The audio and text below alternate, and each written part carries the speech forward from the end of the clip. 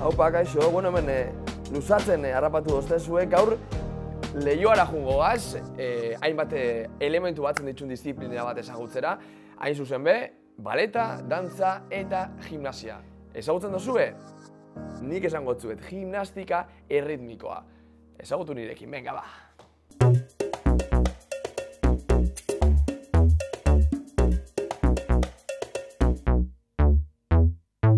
Euskal Kirolari. Egoitz Txurruka. Gimnastika erritmikoa. Gimnastikako baleteko eta dantzako elementuak kombinatzen dituen gimnastikako disiplina da. Ariketak musikaz lagunduta egiten dira, bakarka naiz taldeka. Jatorrian emakumeen disiplina izan den arren, azken urteotan gizonezkoak ere aritzen dira gimnastika erritmikoan. Hain zuzen ere, sakon eta gimnastika erritmikoa eskolan, azken aldean puntan dabiltzan gimnastak daude.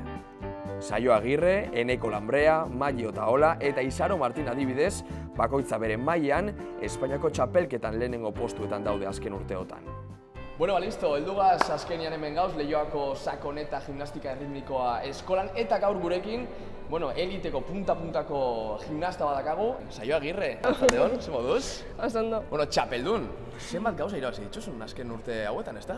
Bueno, bai, azken finean daramatzat 6 urte pizkadator podiumean Espainiako txapelketan gelditzen, eta 2013, 2014 eta 2015 izan naiz Espainiako txapelduna, kategoria desberdinetan, adinaren arabera eta.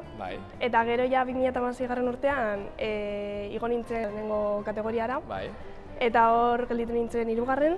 Gero 2017 urtean 2. eta aurten 3. berriro. Bueno, Saio Agirre, 18 urte, getxo, nire galdera da, zelan eta nun hasi zinen kirol honekin, gimnastika erritmikoaken? Bai, izan zen horrela pizkat, ze, bueno, amak esan zian 9 urte nituela edo, zerbait egin behar nuela kirolen baten egin, estraskolar moduan eta, bueno, errako lista bat irakurtzen nuen eta zer da gimnasia erritmikoa hor zegoen ehatzita, eta esan amak azaldu zian pizka bat, ze amari gustatzen zitzaian txikitan eta. Eta, bueno, esan nuen, venga, zeratuko nahi zera zen, eta jo, izan zen eman nuen. Urte asko, eta disfrutatzen dozu, azkenean ikusten da kirol bat oso gogorra dela, disiplina handikoa. Gero zure gauzak itxeko, ez dakit, denbora libre hori badakazu? Azkenean denbora libre hori asko txikitzen da, baina, bueno, moldatu zaitezke. Eta importantia materiala, hemen ikusten dute zeure aldamenean gauza asko itxuzula, tresna asko, nik batzuk ezagutzen ditut, baina beste batzuk ez. Bueno, hemen daukagu pilota, ze askok esaten dute dela futbol pilota bezalakoa, baina ez da kasarikusirik. Keba. Ez, baina ezin da horrela hartu, Ez? Zelan ba? Izan behar duzu horrela eta horrela egiten baduzu, jauzi egin behar da. Zelan? Osea, ezin dago lan ebatu? Keba. Eskubaloia moduan ez? Izan behar duzu horrela, baina ezin duzu hartu. Baina ezin jatzu jauzi, ez da? Karo, ez. Izan behar duzu horrela... Pegamento pizkatu, bale. Bale, eta hori ze da? Hauek dira amasak, hauek gogorrak dira, buruan ematen badizu. Eta, bueno, hauek azkenean daukatzen berezitasuna da, bata izan behar duzula eskuako itzan bat. Eta, bueno, egon behar direla etengabe mugitzen. Osa, malabarak perfecto. Itxe dituz malabarak eta... Ez dira... Hori galda gehiago zirkoa. Bueno, gero daukagu uztaila, hau nahiko handia dena. Eta, bueno, hau azkenean hori dela oso handia, zuzaldenan pistan asko okupatzen du. Eta, bueno, ez dakit zer gehiago esan den diburuz. Beste material bat, 3. tresna, venga ba, eze gehiago daukagu. Gero daukagu soka. Normalean hau gerrira arte izan behar da, Eta honik ez itzen dozu, honekin... Horrekin, normalean salto asko egiten dira, azkenean soka bat da, asko mugitu behar da, eta inoiz lurra ikutu gabe.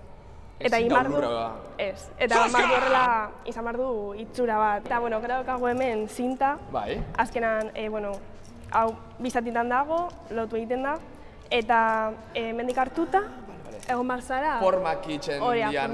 Eta hau ere, egon behar zara, etengabe mugitzen eta ezin du lurra ikutu, ez da ez. Eskola eskarra bat ingo dugu honen inguruen, ozen azten sari esan juten den historia, pizkate esplikatzeko, asaltzeko.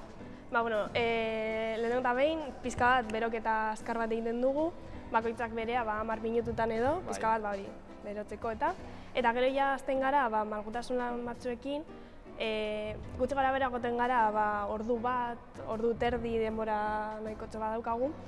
Ze azkenean hori da, ematen diguna oinarria gero gure ariketak egiteko. Eta orduan, izan daitezke malgutasun lanak, gero ere bai egiten ditugu pizka bat hartzeko indarra edo abiadurako edo habilitatea eta pizka bat arintzeko eta. Eta asko da, oso diferentia dira, oso desberdina dira? Bueno, azkenean dagorrelako abaniko oso zabal bat, eta bakoitzak badakizki zeintzuk egiten dituen hobet eta zeintzuk flojotxago. Eta zure kasuan? Niri uste dut agian oreka eta nahiko ondo daukat, gero pizka bat saltatzeak orduan depende zein, hor pizka bat flojoago naiteke.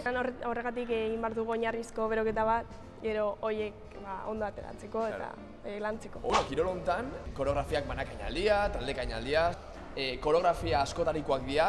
Kirol hau da oso teknikoa, azkenean guk entrenamenduetan errepikatu egiten ditugu ariketak, hori berdinak beti?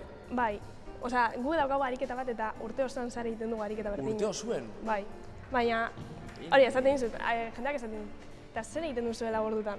Eske lan egiten dugu eta askotan denbora falta zaigu, ez? Ze, ez dakit, punta bat ez dagoela ondo estiratuta. Edo esku bat dagoela horrela izan beharrean. Eta horrelako gauzak oso... Claro, perfekzioa lortu bilar da, ez da? Hori da. Eta epaiak adibidez ze ikusten dabe? Ze detailetan fijatzen dira, gauza bat ala beste bat baloratzeko? Ariketa egon behar da pizka bat, izan behar du zentzu bat, musikarekin koordinazio bat egon behar da. Ez da bakarrik pilota jaurti eta ez jaustea. Izan behar duzu presentzia bat, eta, bueno, hori da. Eta saioa, mugimendu ariketa desberdinak ditugu, baina zentzuk dira? Ditugu batzuk oinarrizkoak direnak, ez espagata edo zubia, pizkategi bat badena pino zubia egitea gero, iraulketa, plantza edo, eta gero daude bueltak eta horrelakoa. Oinarrizkoak. Oso ondo, saioa Agirre txapeldun, eta zeuek, ikusi baldin baduzue behintzat, sakatu atsegin dut, Arpietu kanalera, eta gogoratu YouTubeen Euskararen partida saioa, 22 iritsi arte.